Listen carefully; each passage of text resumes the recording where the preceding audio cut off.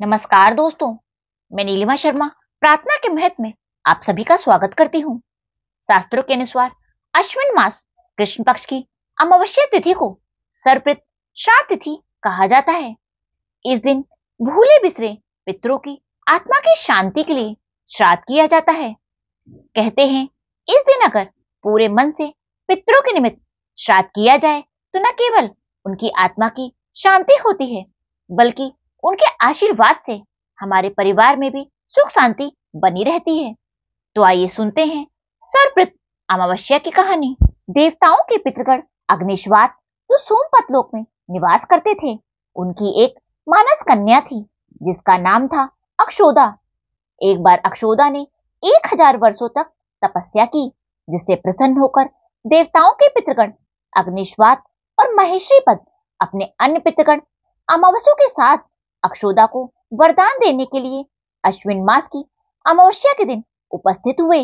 उन्होंने अक्षोदा से कहा, हे पुत्री, हम सभी तुम्हारी तपस्या से बहुत प्रसन्न हैं, इसलिए तुम जो चाहो वो वरदान मांग सकती हो। लेकिन अक्षोदा ने अपने पितरों की तरफ ध्यान नहीं दिया और वह अति तेजस्वी पितर अमावस्या को बिना पलक झपकाए निहारती रही। पितरों के बार बार कहने पर अक्षोदा ने कहा, हे भगवान, क्या आप मुझे सचमुच कोई वरदान देना चाहते हैं?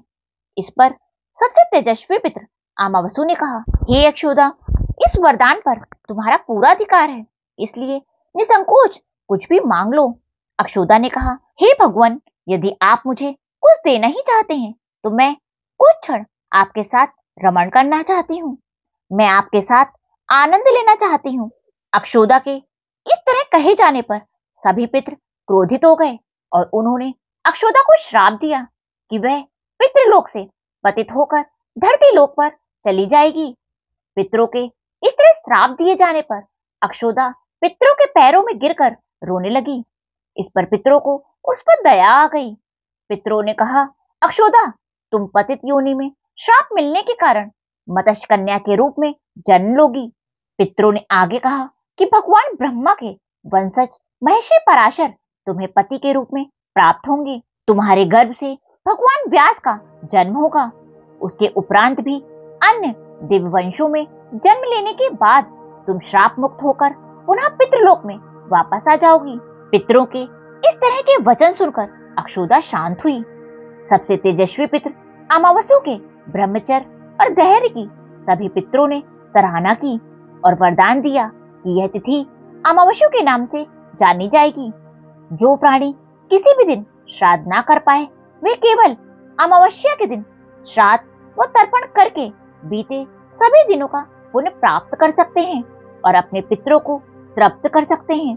तभी से हर महीने की अमावस्या तिथि को सबसे ज्यादा महत्व दिया जाता है और यह तिथि सर्वपित श्राद्ध के रूप में मनाई जाती है। तो दोस्तों, ये थी सर्वपित अमावस्या की कहानी। अगर आपको ये कहानी पसंद आई हो तो नीचे कमेंट बॉक्स में सभी पितरों की जय अवश्य लिखिएगा। बोलो पितृ देवताओं की जय।